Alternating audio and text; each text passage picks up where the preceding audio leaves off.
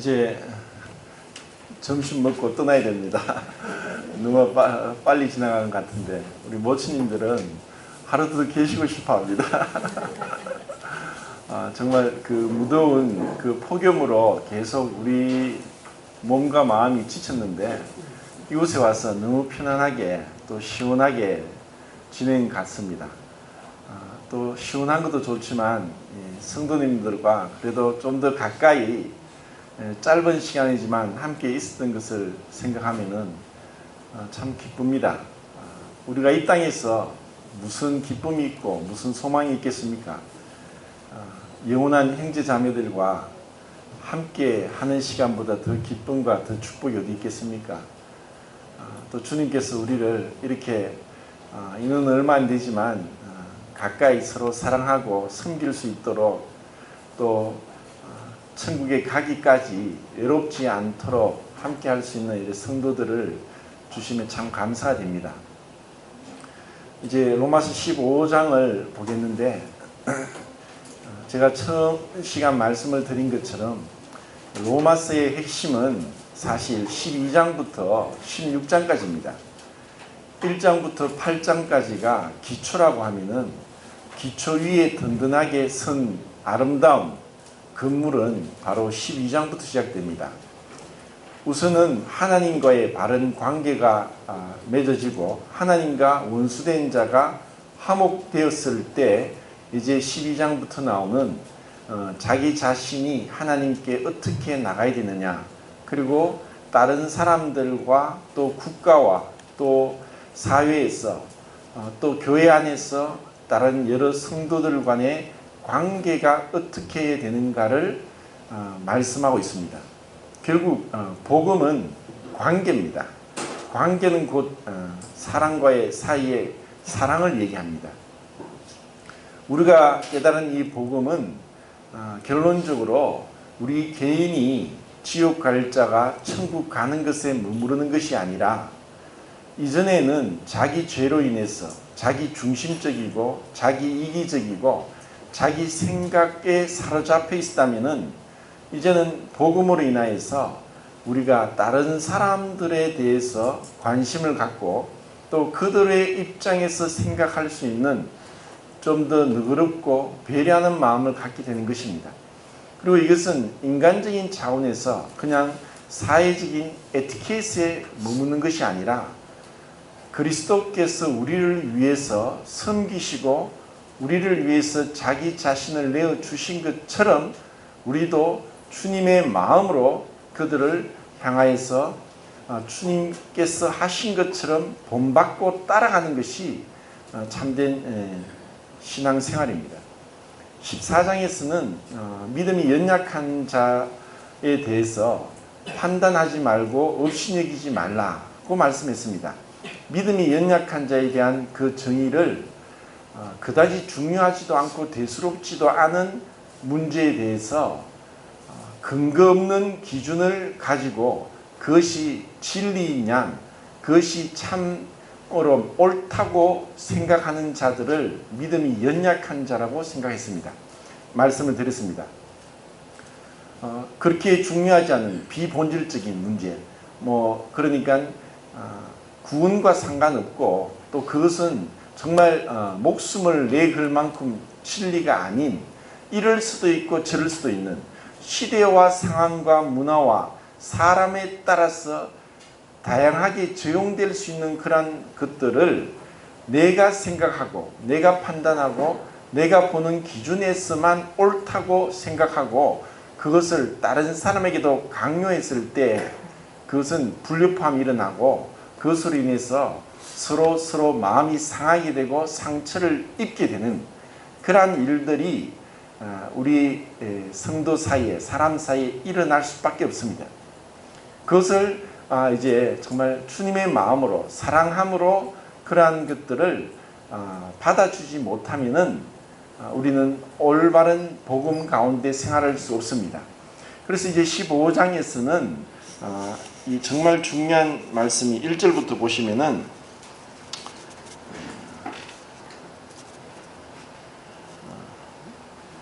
믿음이 강한 우리는 마땅히 믿음이 약한 자의 약점을 담당하고 자기를 기쁘게 하지 아니할 것이라.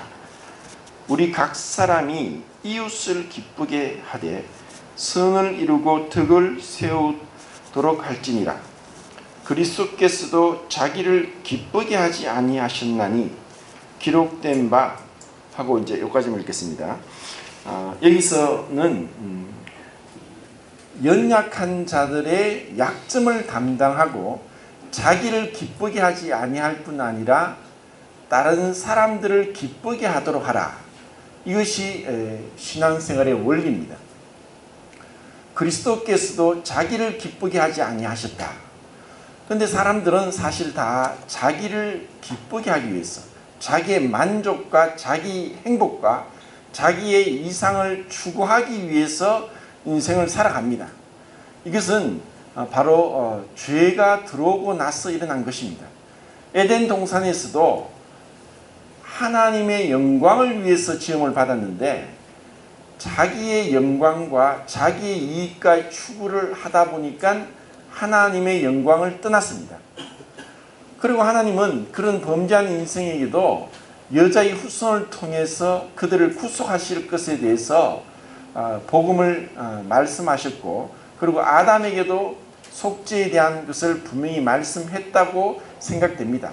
그렇기 때문에 그의 몸에서 난 여자, 결국 이샤, 남자가 이시라면 여자는 남자에서 난 이샤를 이름을 지어서 하와라고 이름을 짓습니다. 결국 산자의 의미다. 그 여자를 통해서 날 구세주에 대한 하나님의 약속에 대한 믿음으로 그 아내의 이름을 하와로 이름 짓게 됩니다. 그리고 그 하와를 통해서 난 가인과 아벨에게 하나님께 나아가기 위해서는 반드시 우리의 죄를 속죄할 속죄 제물이 필요하다는 것을 가르쳤다고 생각합니다. 그렇기 때문에 믿음은 들음에서 나며 했던 말씀대로 아벨이 아버지의 그 말씀을 듣고 양의 첫 새끼와 기름으로 하나님께 제사를 드립니다. 그렇지만 가인은 자기의 생각대로 자기가 옳다고 하는 기준대로 하나님께 나감으로 그 제사가 그리고 자기 자신이 연락되지 못하는 것을 발견하게 되죠. 그리고 나서 하나님은 이런 그 니므롯을 통해서 사람들이 바벨탑을 쌓게 됩니다. 바벨탑을 쌓으면서 자기의 이름을 하늘에까지 내고자 했던 정말 하나님을 대적하는 그러한 죄를 짓게 됩니다. 그때 하나님께서 그들의 언어를 흩으시게 되고 지금과 같이 많은 다양한 언어가 나뉘어지게 되었습니다. 결국 이렇게 언어가 나뉘어지게 된 근본 원인은 하나님의 영광이 아니라 자기의 영광을 위해서 살고자 했기 때문에 이렇게 언어가 혼잡하게 되었습니다. 이 세상은 윌리엄 맥도날드 할아버지가 그렇게 얘기를 합니다. 하나님 없이도 사람들이 자기들 스스로 충분히 행복해질 수 있는 사회를 만드는 것이 이 세상이다 하고 이렇게 정의를 합니다. 하나님 없이도 행복하고 하나님이 필요치도 않고 하나님에 대해서 상관치도 않고 또 어떠한 경외나 또 순종하는 마음도 없이 스스로 자기들끼리 인간끼리 자기 혼자서도 충분히 행복할 수 있다고 하는 것이 죄입니다. 결국 하나님을 떠난 죄인들의 삶은 자기의 영광을 위해서 살아가는 것입니다. 그런데 자기의 영광은 무엇입니까? 그것은 쓰러질 것입니다. 하나님을 떠난 우리 인생은 아무 가치가 없습니다. 무가치할 뿐 아니라 그것은 악한 것이고, 그리고 정말 하나님을 욕되게 하는 것이고 하나님의 영광을 빼앗는 것입니다. 세상 사람은 그렇게 살고 있습니다. 그런데 이제 우리가 하나님의 영광을 위해서 사는 것은 무엇인가? 그것은 자기를 기쁘게 하지 않는 것이다. 그리고 자기를 기쁘게 하지 않는 것에 머무르는 소극적인 태도가 아니라 다른 사람을 기쁘게 하기 위해서 사는 것이다. 어제 우리 조에서 그 마이 스토리 텔링을 하는데 우리 손민주 행정님이 이제 자기 마이 스토리 텔링을 얘기해요. 잘 듣고 알지만 또 어제 들으면서 무슨 얘기를 하냐면은 자기가 중3 때 처음으로 선생님이 이러한 분인가를 처음 알았답니다. 왜냐하면 항상 선생님은 자기가 거리가 멀고 또 지시만 하고 가르치기만 하려고 했는데 김기현 선생님이 떡볶이를 사주더라고요. 그래서 그 떡볶이를 사주는 선생님도 있구나 해서 마음이 열려가 이제 교회도 오게 되고 복음도 듣게 됐다는 떡볶이 전도를 했습니다. 그래서 그것이 어려운 것이 아니라 정말 그들 입장에서 기쁘게 해주고자 하는 그 마음, 정말 그들을 섬기고자 하는 마음, 그것이 바로 주님의 마음입니다. 만약에 주님께서 하늘 보좌를 버리시고 우리 사람과 같이 사람의 모양으로 종의 형체를 가져서 오시지 않았더라면 우리는 결코 구원받을 수 없고 죄 중에 태어나서 죄악 가운데 멸망하고 그리고 우리가 지은 죄로 인해서 심판을 받고 영원한 지옥에까지 갈 수밖에 없는 너무너무나 비참한 그러한 자들이었습니다. 그런데 하나님께서 우리를 받으셨습니다. 14장에서도 그렇게 말씀했습니다. 너희는 서로 받으라. 하나님께서 우리를 받으셨으니까 믿음이 연약한 자를 받으라. 이것이 바로 사랑의 마음입니다. 수십 년 전에 제가 한 사진을 봤는데 일본에서 어떤 아이가 태어나는데 완전 기형입니다. 그래서 이제 일본이 공업화가 막 진행되면서 수원 중독으로 그 어머니가 수원 중독되고 그 어머니에게서 태어난 아이가 기형으로 태어났습니다. 그것은 우리가 흔히 보는 뇌성마비 환자들, 세리브럴 팔시라고 하는 뇌성마비 환자들이 작은 뇌가 마비되어서 손과 입과 얼굴 표정과 다리가 뒤틀려서 말도 못하고 걷지도 못하고 무엇 하나 잡을 수도 없는 완전히 스스로 자기의 신체를 자기 마음대로 움직이지 못하는 그런 뇌성마비 환자보다 더 끔찍한 그러한 기형이 태어났습니다.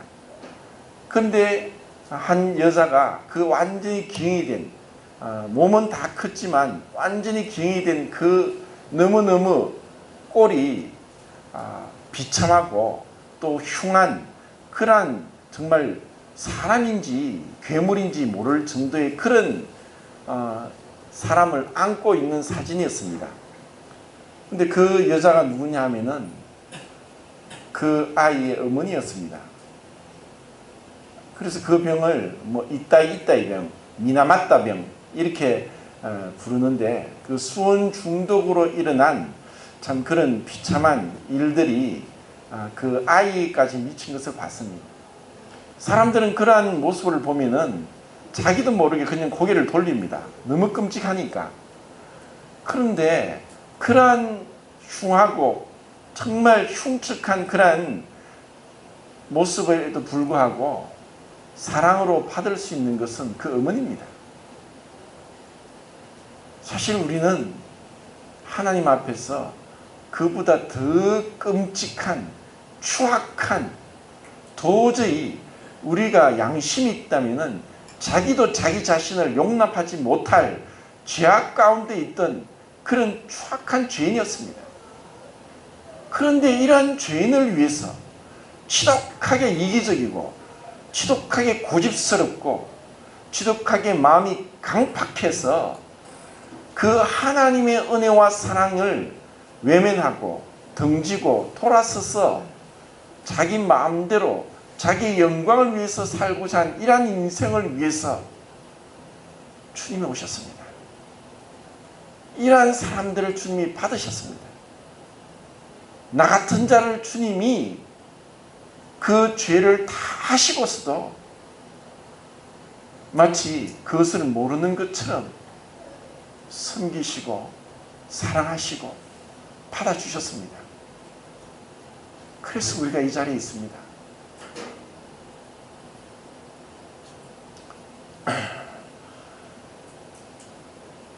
우리는 사람의 수준에서 보더라도 좀 괜찮은 사람도 있는 반면에 또 흉측한 사람도 있고 정말 상종하지 못할, 가까이 가지 못할 사람들 이렇게 구분합니다. 그런데 하나님이 보실 때 거룩하시고 완전하시고 영원한 영광 가운데 빛이시고 영이시고 사랑이신 거룩하신 하나님이 우리 인생을 볼 때 우리는 버리지만도 못한 자들입니다. 도저히 그 영광 앞에 설 수 없는 자입니다. 지금 우리는 태양과 지구의 거리가 1억 5천만 킬로미터 떨어져 있습니다. 1억 5천만 킬로미터 떨어져 있어도 태양의 지축이 23.5도 기울어져 있어서 지금 북반구가 여름입니다. 남반구는 겨울이죠. 우리 밑에 있는 호주는 지금 겨울입니다. 근데 태양의 고도가 바로 위에서 내리쬐니까 이렇게 더워서 난립니다. 이 태양의 고도가 낮아지면서 지면에 태양의 그 복사열이 적게 비출수록 우리는 이 더위를 피하게 됩니다. 우리는 이렇게 조금만 더워도 조금만 추워도 어떻게 하지 못하는 자들입니다.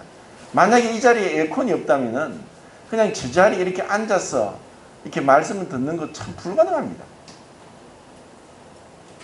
이렇게 연약한 또 한계가 너무 많은 육체를 가지고 있는 우리 인생들을 그분이 받으셨습니다.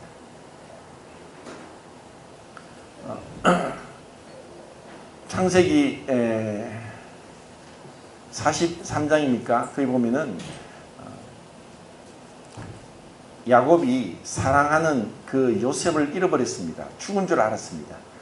그런데 양식이 가나안 땅에 흉년이 들어서 양식이 떨어져서 애굽에 양식이 있다는 얘기를 듣고 그 아들들을 보냈습니다. 그런데 요셉은 이미 알고 그 형들을 시험하기 위해서 베냐민을 데려오라고 합니다. 그런데 아버지 야곱은 사랑하는 라헬로부터 태어난 요셉이 죽은 줄 알고 잃어버렸다고 생각하는데 베냐민까지 데려오라고 하니까 도저히 그것은 감당할 수 없는, 그 나이가 130이 된 야곱이 도저히 감당할 수 없는 그런 어려움이 찾아왔습니다. 그래서 절대로 굶어 죽으면 죽었지 이제 베냐민을, 이 마지막 아들인 12번째 아들 베냐민을 줄 수 없다고. 그러니까 아무리 형들이 얘기하고 장자인 러브벤이 얘기를 해도 안 됩니다. 그때 유다가 얘기합니다. 내 몸을 내가 담보하겠으니 베냐민을 데려가게 해주십시오. 거기서 처음으로 성경에서 대속사상이 나옵니다. 그 베냐민을 위해서 내 몸을 내가 바치겠다. 이렇게 유다가 사실 살신 승인의 정신으로 아버지를 감동시켰고 그것으로 인해서 그 야곱의 70명의 가족은 굶어 죽지 않고 애굽으로 오게 됩니다. 이것은 예수 그리스도의 대속에 대한 참 아름다운 모형입니다. 주님께서 우리를 받으시기 위해서 자기 자신을 그렇게 죽는 데까지 내어주지 아니하셨더라면 우리는 결코 이 자리에 있을 수 없습니다. 그렇기 때문에 우리도 이 땅에서 어떻게 사는 것이 마땅한 삶이냐. 정말 가족이라면은, 부모라면은 다른 사람은 욕할지라도 자식을 품는 것이 부모의 마음이듯이, 그리고 가정 안에서는 편안하게 자유롭게 또 허물이나 또 약점을 인해서 가리고자 하고 또 숨기고자 하는 것이 없이 그냥 편안하게 있는 대로 내보입니다. 그러니까 집이 편안합니다. 그것처럼 교회도 사실 우리는 다 약점을 가지고 있는, 그리고 불완전한 그러한 자들입니다. 하나님의 은혜로 의롭다함을 받고 또 우리의 신분이 거룩한 성도가 되었음에도 여전히 우리는 근거 없는 것에 대해서 아무런 근거 없는 기준을 가지고 있고, 그리고 고집스럽게 자기 생각이 옳다고 생각하고 다른 사람들보다 낫다고 생각하는 그런 교만함이 늘 우리에게 내재 있습니다.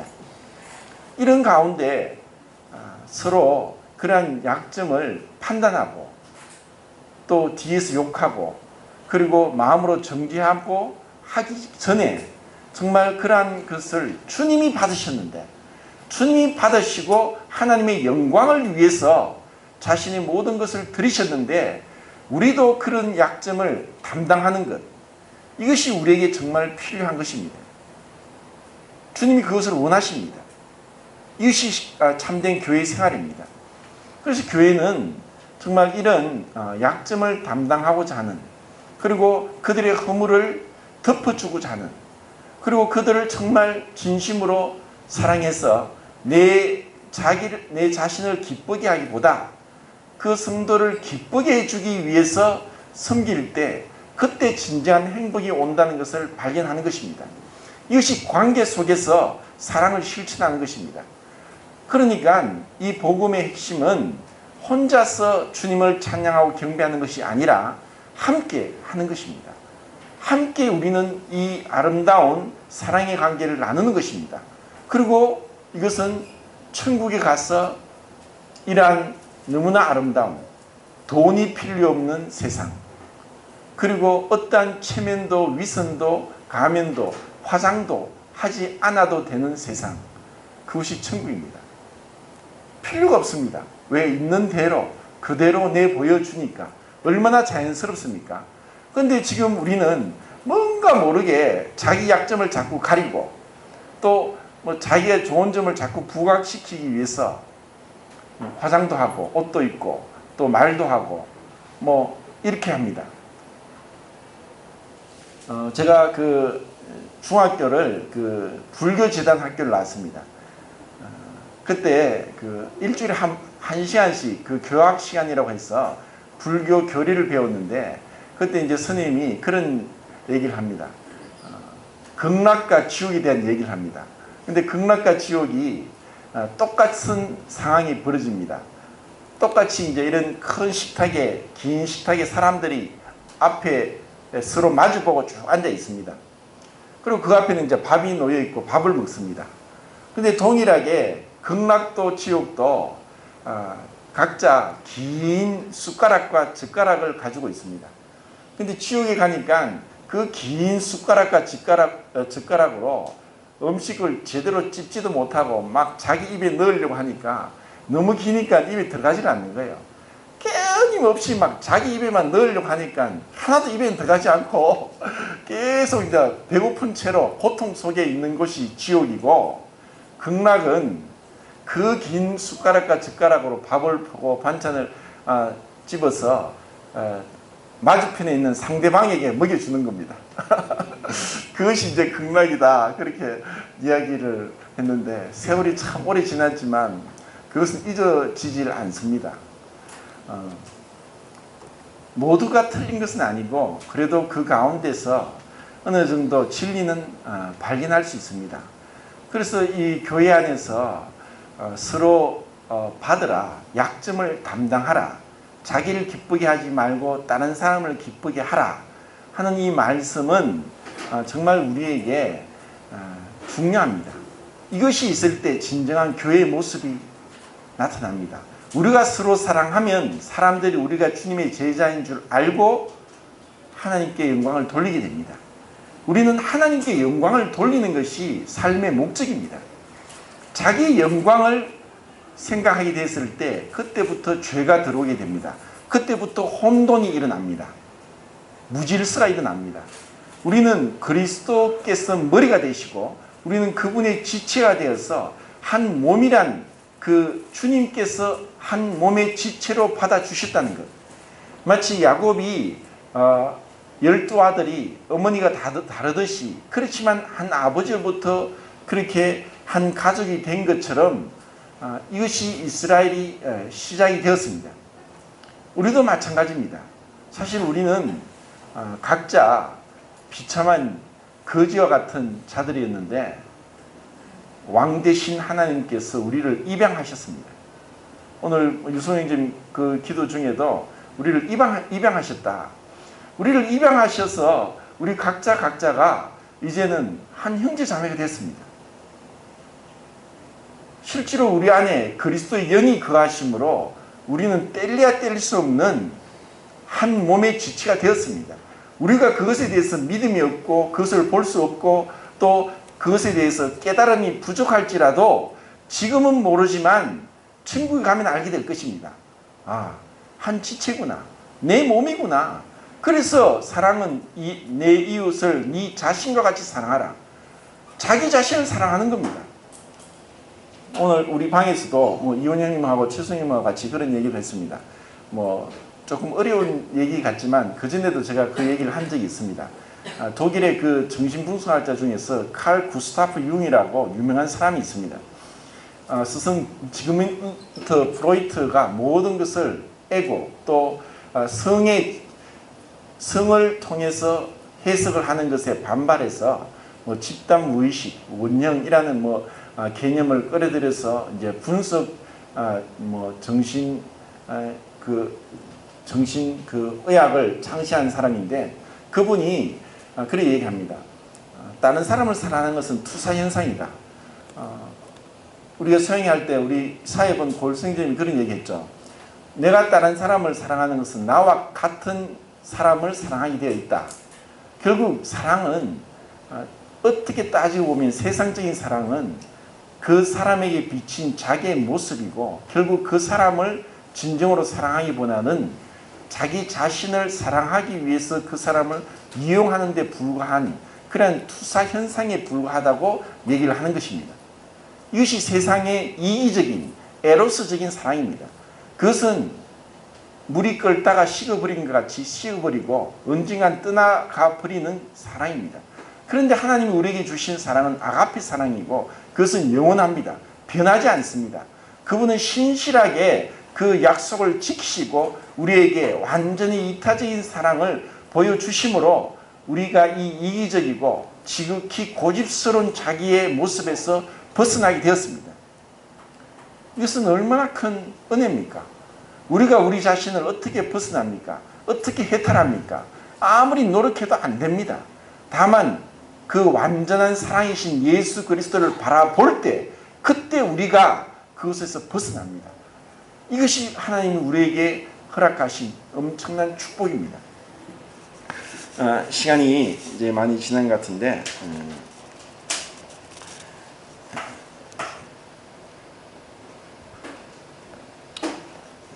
7절에 보시면은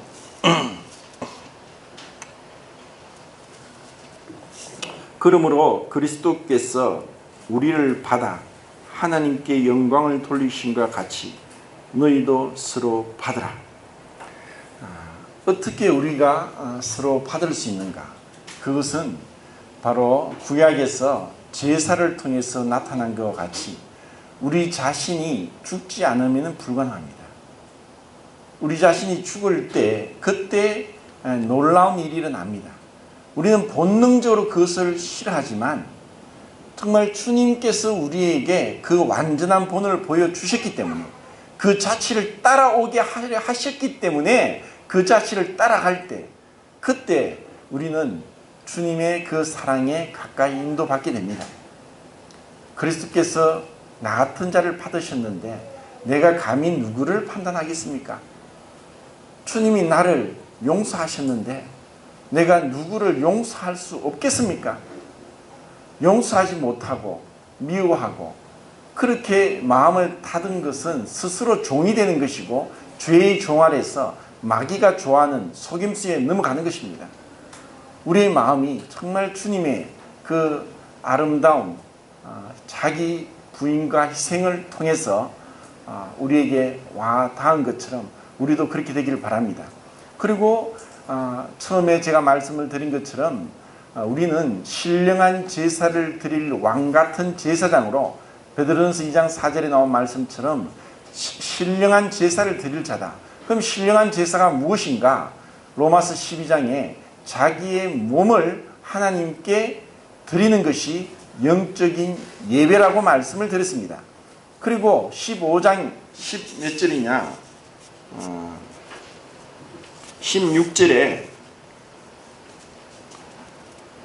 이 은혜 곧 나로 이방인을 위하여 그리스도 예수의 일꾼이 되어 하나님의 복음의 제사장 직분을 하게 하사 이방인을 제물로 드리는 것이 성령 안에서 거룩하게 되어 받으실만 하게 하심이라. 결국 우리의 제물은 자기 자신이고, 그리고 아직까지 하나님과 화목하지 못하고 자기의 헛된 영광을 쫓아 살고 있는 자들을 주님께 제물로 드리는 것입니다. 그리고 히브리서 13장에 찬미의 제사, 곧 그 이름을 증거하는 입술의 열매고 선을 행함과 서로 나눠주기를 잊지 말라. 이 같은 제사를 하나님이 기뻐하신다. 결국 신약의 그리스도인들의 이 제사장의 임무는 우리가 드릴 제물이 무엇인가, 그리고 우리가 무언가 드릴 만한 것을 가지고 나와야 되는, 제사장 위임식의 그 히브리어는 손을 채우다, 빈손으로 오지 말라고 했습니다. 우리 조상들이 항상 그렇게 이야기하죠. 어른들이 남의 집에 갈 때 빈손으로 가지 마라. 그것은 성경적입니다. 율법에 그렇게 말씀했으니까. 그리고 하나님의 앞에 나가는데도 우리가 빈손으로 나갈 수 없습니다. 왜냐하면 우리는 뭔가 중보 제물이 필요합니다. 그럼 우리는 무엇으로 나가느냐? 우리 몸을, 우리의 마음을, 우리의 모두를 주님께 드리겠습니다 하고 하는 헌신하는 마음이 우리는 예배 시간에 또 매일의 삶에 있어야 되고, 또 우리가 세상에서 수고하고 힘들게 번 돈으로 주님께 기쁨으로 주님께 드리는 것이고, 또 우리가 세상 가운데서 그들에게 복음을 전해서 영혼들을 인도해서 주님께 드리는 것입니다. 주님을 기쁘시게 하는 삶, 그것이 우리가 이 땅에서 우리에게 주어진 정말 아름다운 그러한 직분입니다. 그리고 그것에 대해서 보상은 하나님은 놀랍게 약속하셨습니다. 그것을 바라보고 하나님의 영광을 위해서 너희가 먹든지 마시든지 하나님의 영광을 위하여 하길 원한다. 자, 고린도전서 10장을 보고 마치겠습니다.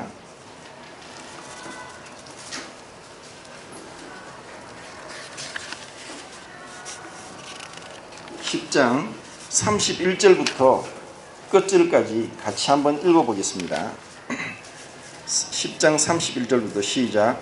그런즉 너희가 먹든지 마시든지 무엇을 하든지 하나님의 영광을 위하여 하라.